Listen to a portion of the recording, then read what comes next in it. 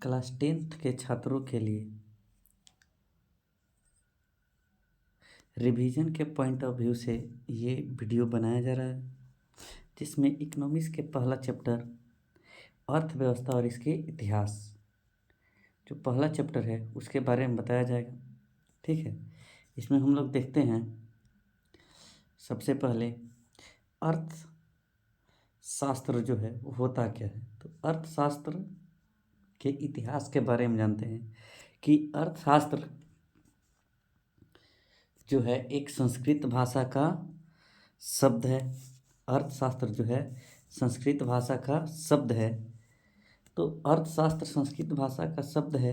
अगर हम अर्थशास्त्र को दो भाग में तोड़ते हैं, अर्थ और शास्त्र, तो संस्कृत भाषा में अर्थ का मतलब क्या हो जाएगा, यहाँ पे धन, और शास्त्र का मतलब क्या हो जाता है, विज्ञान। यानी हम बात करें तो अर्थशास्त्र का मतलब हो जाता है धन का विज्ञान। क्या हो जाता है, धन का विज्ञान। ठीक है, अर्थशास्त्र का अर्थ क्या हो जाता है, धन का विज्ञान। इसके जनक जो होते हैं एडम स्मिथ को कहा जाता है। इसके जनक जो है एडम स्मिथ को कहा जाता है। एडम स्मिथ को कहा जाता है। एडम स्मिथ के द्वारा लिखित पुस्तक जो बहुत फेमस है, ऑब्जेक्टिव में आपसे पूछता भी है, वेल्थ ऑफ नेशन, यानी वेल्थ ऑफ नेशन के लेखक जो है कौन है, Adam Smith. Wealth of nation जो किताब है वो 1776 में प्रकाशित हुआ था। कब प्रकाशित हुआ था, 1776 में। ठीक है, एक और भी बहुत इंपॉर्टेंट क्वेश्चन इसमें से आता है, अर्थशास्त्र पुस्तक के लेखक कौन है। अर्थशास्त्र ये तो सब्जेक्ट है, विषय है, लेकिन अर्थशास्त्र पुस्तक के जो लेखक है वो कौन है। तो अर्थशास्त्र पुस्तक के जो लेखक हैं वो चाणक्य, विष्णुगुप्त, इन्हीं को क्या कहा जाता है, कौटिल्य। इन्हीं को क्या कहा जाता है, कौटिल्य। चाणक्य, विष्णुगुप्त या कौटिल्य, ये तीनों एक ही व्यक्ति का नाम है जो अर्थशास्त्र पुस्तक के लेखक हैं। और उनकी जो ये पुस्तक है राजनीति से संबंधित है। कई बार पूछा हुआ है कि अर्थशास्त्र जो पुस्तक है किससे संबंधित है, राजनीति से संबंधित है। ठीक है, उसके बाद से अगला हम टॉपिक देखते हैं इसमें, अर्थशास्त्र। अर्थशास्त्र कहते किसे हैं। तो अर्थशास्त्र क्या है, सामाजिक विज्ञान की, अर्थशास्त्र सामाजिक विज्ञान की एक शाखा है जिसमें वस्तुओं एवं सेवाओं के उत्पादन का, विनिमय, वितरण तथा उपभोग का अध्ययन किया जाता है।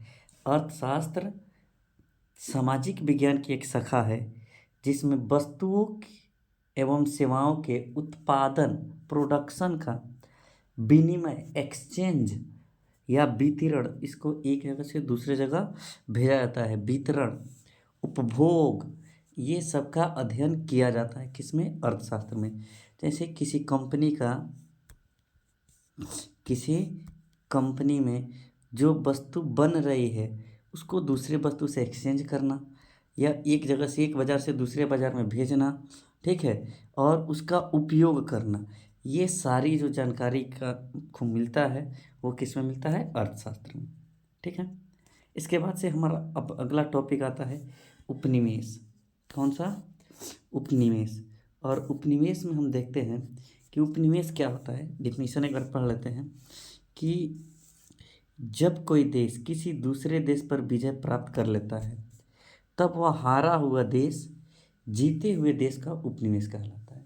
कह रहा है कि यदि कोई देश दूसरे देश पर विजय प्राप्त कर लेता है, मान लो एक कोई देश है, ये बी देश पर क्या कर लिया, आक्रमण करके इसको हरा दिया।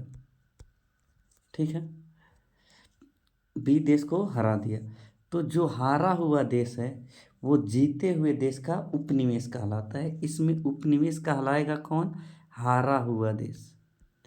हारा हुआ देश क्या कहलाएगा, उपनिवेश। किसका कहलाएगा, तो हमारे ए का, यानी जीते हुए देश का क्या कहलाएगा, उपनिवेश। जीते हुए देश का क्या कहलाएगा, उपनिवेश। उपनिवेश को साधारण भाषा में हम समझ लेते हैं गुलाम। क्या होता है, गुलाम समझ लेते हैं। ठीक है, साधारण भाषा में क्या समझ लेते हैं, गुलाम।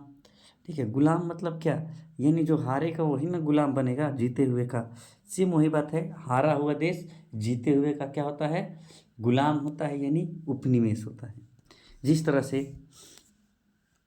भारत अंग्रेजों का उपनिवेश था, कितना वर्षों तक, लगभग 200 वर्षों तक भारत अंग्रेजों का क्या था, उपनिवेश था। ठीक है, भारत पर अंग्रेजों ने शासन करने के लिए एक नियम अपनाया था जो बहुत फेमस है और कई बार पूछा जाता है। कौन सा नियम अपनाया था, डिवाइड एंड रूल, फुट डालो और शासन करो। मतलब एक दूसरे के, यहीं के व्यक्ति को एक दूसरे में लड़वाओ, ठीक है, और फिर यहाँ पर शासन करो। ये नियम अपनाया था किसने, अंग्रेजों ने भारत में। ठीक है, अगला टॉपिक है उपनिवेशवाद। उपनिवेशवाद क्या होता है, जब कोई देश किसी दूसरे देश पर विजय प्राप्त कर लेता है, जब कोई देश दूसरे देश पर विजय प्राप्त कर लेता है, तब उस हारे हुए देश पर अपना अधिकार जमा लेता है, तो यह घटना क्या कहलाता है, उपनिवेशवाद। यानी हारे हुए देश पर अगर अपना अधिकार जमा लिया, इस पर सभी नियम कानून अपने अनुसार बनाने लगा, तब ये क्या कहलाएगा, उपनिवेशवाद। क्या कहलाएगा, उपनिवेशवाद। इसके बाद से अगला टॉपिक है आय। क्या है, आय। आय क्या होता है, हमारे शारीरिक या मानसिक स्थिति से किया गया वह कार्य जिसके बदले हमें धन मिलता है, उसे आय कहते हैं। मतलब शारीरिक स्थिति या मानसिक स्थिति कहने का मतलब क्या है, कि मानसिक स्थिति कहने का मतलब कि अगर आप कंप्यूटर वगैरह का काम करते हैं तो वहाँ पर आप शारीरिक में मेहनत से ज़्यादा आपको मानसिक स्थिति ज़्यादा काम में आता है।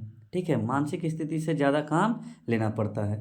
ठीक है, दिमाग का ज़्यादा काम प्रयोग करना पड़ता है, तो वो होता है मानसिक स्थिति।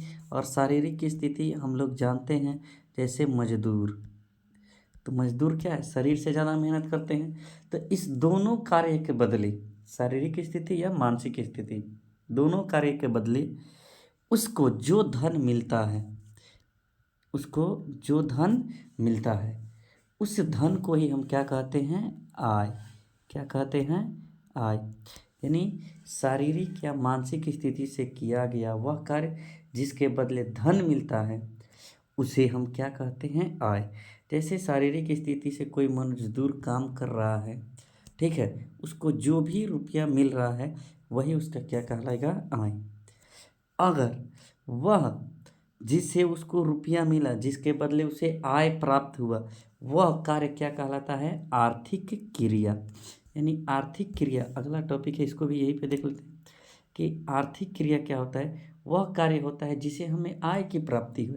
जैसे हम वो कार्य करते हैं जिससे हमें इनकम मिले, तब वो क्या कहलाएगा, आर्थिक क्रिया। क्या कहलाएगा, वो आर्थिक क्रिया। मतलब वह कार्य करें जिससे क्या हो, इनकम मिले। आर्थिक क्रिया वह कार्य होता है जिसके बदले हमें आय की प्राप्ति होती है, आय की प्राप्ति होती है। जैसे हम घर पे कोई कार्य करते हैं अपने घर पे, तो इसमें तो किसी प्रकार का हमें आय नहीं मिलता है। लेकिन वही काम किसी कंपनी में जब करते हैं, वही काम किसी कंपनी में जब हम करते हैं, तो उस काम के बदले हमको क्या मिलता है, कुछ धन मिलता है। ठीक है, यानी आय मिलता है, इनकम मिलता है। तो वो जो कंपनी में काम कर रहे हैं, तो वही कार्य क्या कहलाएगा, आर्थिक क्रिया। क्या कहलाएगा, आर्थिक क्रिया। यानी वह क्रिया जिसके बदले हमें धन की प्राप्ति होती है, आय की प्राप्ति होती है, उसको हम लोग क्या कहते हैं, आर्थिक क्रिया। अर्थव्यवस्था क्या होता है, तो अब अर्थव्यवस्था का डिफिनीशन क्या है, आर्थिक क्रियाओं का एक ऐसा संगठन, आर्थिक क्रियाओं का एक ऐसा संगठन जिसके बदले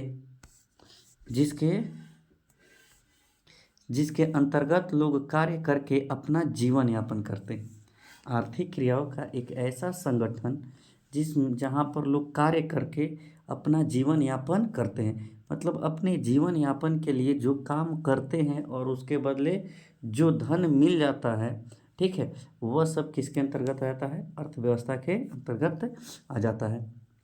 इसके बाद से यानी आर्थिक अर्थव्यवस्था क्या होता है? आर्थिक क्रियाओं का एक ऐसा संगठन होता है, आर्थिक क्रियाओं का एक ऐसा संगठन होता है जिसके अंतर्गत लोग कार्य करके अपना जीवन यापन करते हैं, अपने जीवन चलाते हैं, अपनी जीविका चलाता है, ठीक है। अगर कोई भी, जैसे आप देखते हैं बाज़ार में सब्जी वाले, ठेला वाले, ये सब क्या है, ये जो अपना काम करते हैं उससे जो इनकम होता है, अपने जीवन चलाते हैं, तो ये सभी किसके अंतर्गत आ जाएंगे? अर्थव्यवस्था के अंतर्गत आ जाएंगे।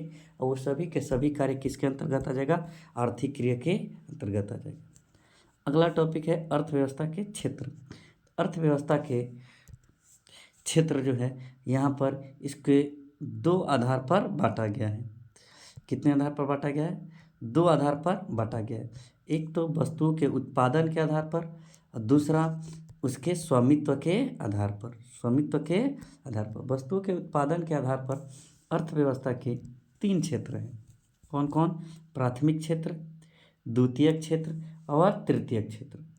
प्राथमिक क्षेत्र, द्वितीयक क्षेत्र और तृतीयक क्षेत्र। प्राथमिक क्षेत्र क्या होता है?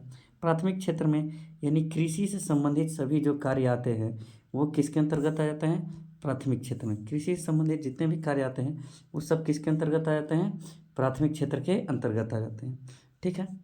जैसे पशुपालन, मछली पालन, कृषि, वन, जंगल, वो सब किसके अंतर्गत आ जाते हैं? प्राथमिक क्षेत्र के अंतर्गत आ जाते हैं। जैसे यहाँ पर लिखा गया है कि प्राथमिक क्षेत्र को कृषि क्षेत्र भी कहा जाता है। कृषि से संबंधित किया गया कार्य इसी क्षेत्र के अंतर्गत आता है। जैसे पशुपालन, मत्स्य पालन, वानिकी, जंगल, ये सब किसके अंतर्गत आ जाता है? प्राथमिक क्षेत्र के अंतर्गत आ जाते हैं। उसके बाद से हमारा अगला टॉपिक है द्वितीयक क्षेत्र। द्वितीयक क्षेत्र क्या होता है? औद्योगिक क्षेत्र भी इसे कहा जाता है। इससे उद्योग से संबंधित सभी कार्य आते हैं, जैसे फैक्ट्री, विनिर्माण, बिजली, जल की पूर्ति, ये सब किसके अंतर्गत आता है? द्वितीयक क्षेत्र के अंतर्गत। किसके अंतर्गत? द्वितीयक क्षेत्र के अंतर्गत आ जाता है। किसके अंतर्गत आ जाता है? द्वितीयक क्षेत्र के अंतर्गत। यानी विनिर्माण मतलब क्या होता है? विनिर्माण का मतलब कच्चे माल को कीमती बनाने की प्रक्रिया को क्या कहते हैं हम लोग? विनिर्माण। कच्चे माल को कीमती बनाने की प्रक्रिया को क्या कहते हैं? विनिर्माण, ठीक है।